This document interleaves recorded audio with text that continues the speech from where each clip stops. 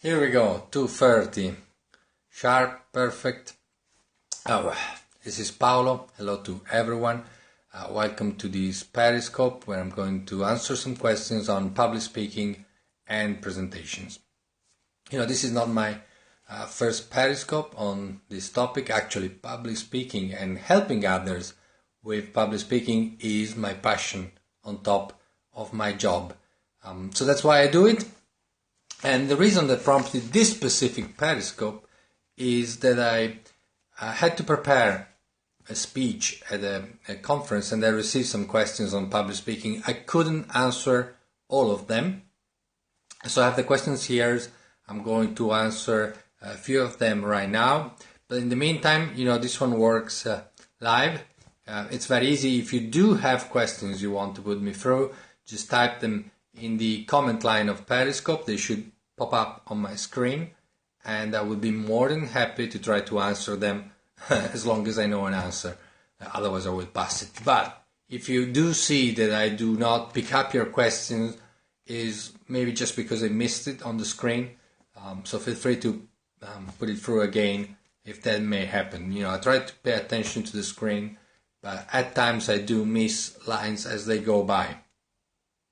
So let's start with the first question that I got. And this is very easy, is how many attempts you give up on trying to catch back the attention of somebody who is distracted during one of your presentations.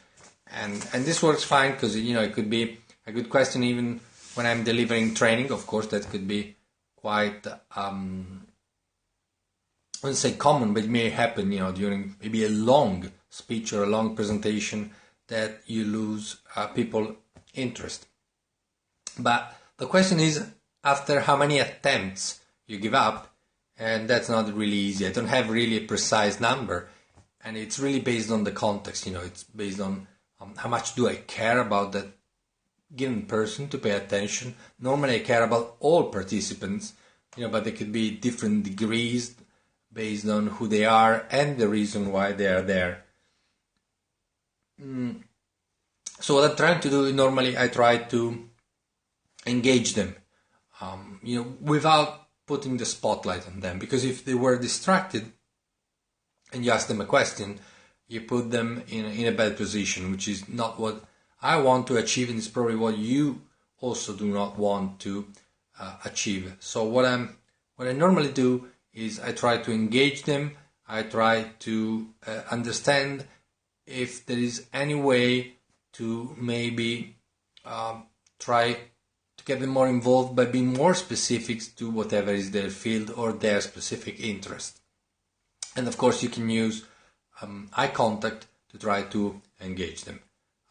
But at a certain point, if I see that after more than one try, it doesn't work, you can give up. And the important thing is there is nothing wrong. Don't take it personally. Maybe they're just tired. Maybe they don't care about the topic. It's not necessarily you. But of course, I aim for the best. So I normally try to pick up everyone who's left behind. I don't see any question popping on the screen. So I go ahead with my list here. And it says, how can I underline some specific topics rather than others during a presentation? So basically it's how to put the accent on some things, maybe even here of a long presentation. It's very easy. There are several ways you can do it, but by far I would say that the most powerful device you have in your hands is your voice. Your voice is really like the punctuation of in oral way, because using your volume, using your pitch, using how fast you talk, you can really catch and grab the attention of the people and give them time to think with pauses. Pauses are extraordinary. If you put a pause, first of all you get the attention, like at school. When you're in school and suddenly there is silence, everyone is standing up raising their heads and say, what's happening? Why is everything so silent? So using pauses, you can, first of all, raise the attention. Second, you can create the suspense before maybe something particularly interesting you're going to say. And using pauses after something very important, you set the emotional moment for that information to sink in, and you also give your audience the time to absorb the information, to digest it properly. So use your voice, slow down basically when you want to create attention, maybe raise your volume, and use pauses. I'm going ahead. Next question is one or more suggestion to keep nervousness, tension under control. That's very difficult. There's a broad range of things you can do. If I can, and this is funny because I just got this question 2 days ago. I was sitting with my doctor for a therapy, but then the subject of fear of public speaking came up, and he asked me for advice. And during a therapy, you don't have much time to give an advice, so I had to be very concise and brief. But what I said that I'm repeating to you, it is very simple. First of all, understand and being nervous, having fear of public speaking is completely common. So acknowledge it as something pretty normal that happens even to professional speakers.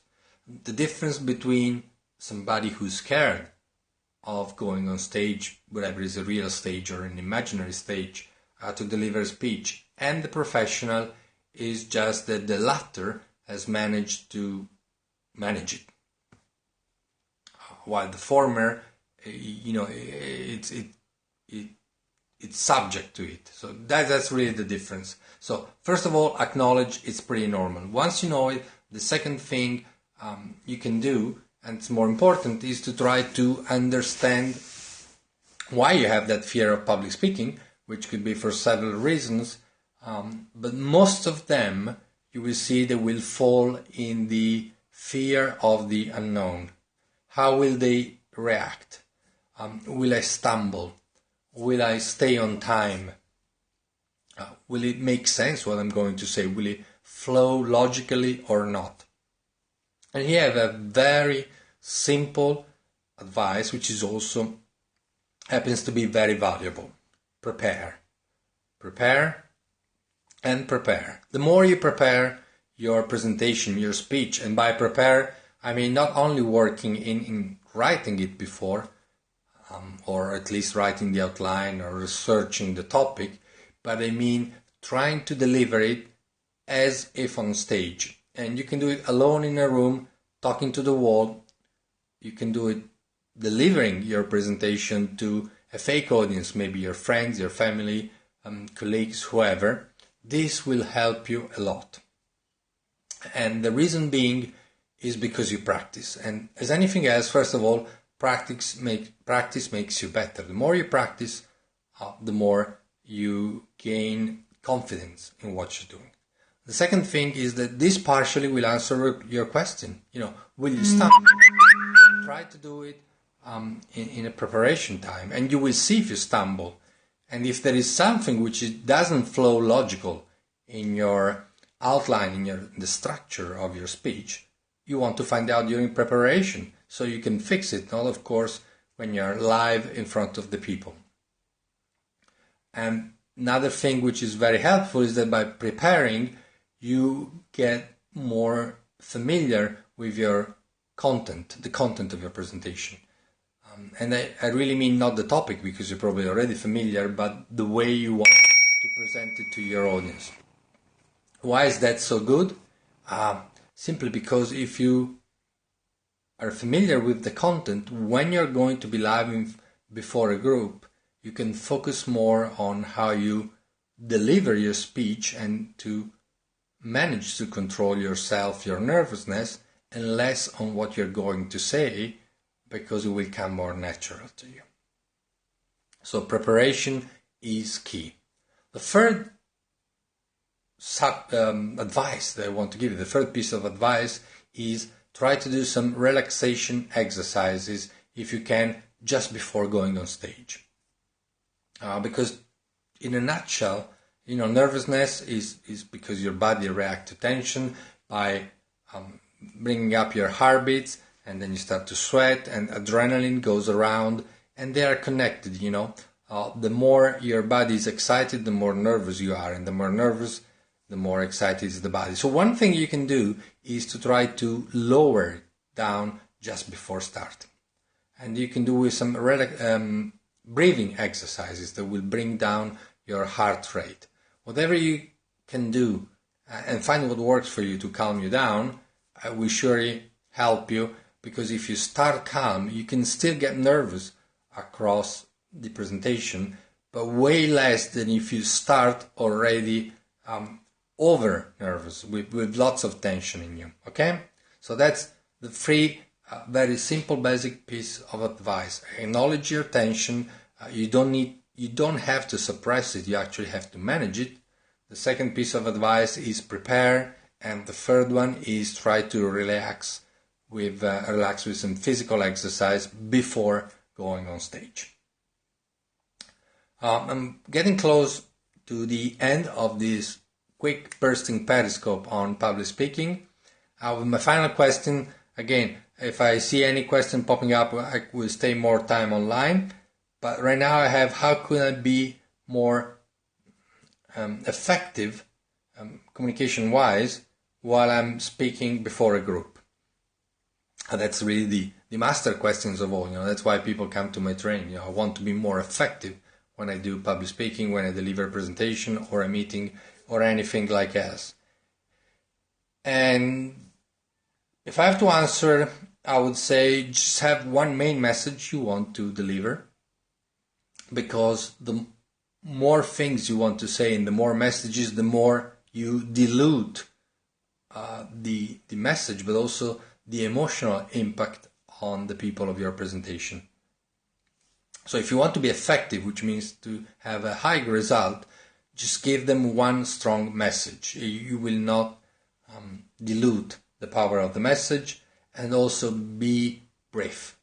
Try to talk not too much. The more you talk, at a certain point you deliver your punch, you get to the apex of what you want to achieve, and from there on, whatever you add, you are just lowering the effect. So you need to find the right balance. Don't over talk. And of course you could use the same advice opposite, don't under talk. But in my experience, people tend always to over talk rather than to under talk. And that's why I'm saying, speak a little bit less, because chances are that you're going to be way too long than what you should be, rather than the other way around. But of course, find the right balance. That's what really makes you effective. And that's what I said about public speaking. Let me wait a couple of seconds to see if anything else pop up on the screen. I don't see anything. Good. So let me thank you for following this Periscope. I'm very glad. If you want to see more Periscopes, I normally talk about public speaking or social media or video, things that I am passionate and I work on every day. If you want to know when the next one is on, just follow me here on Periscope, or you can follow me on YouTube or on any other social where I'm on. For the list of all of them, and for more advice on public speaking and social media and video and all the others, you can go on my website, which is paolopelloni.com.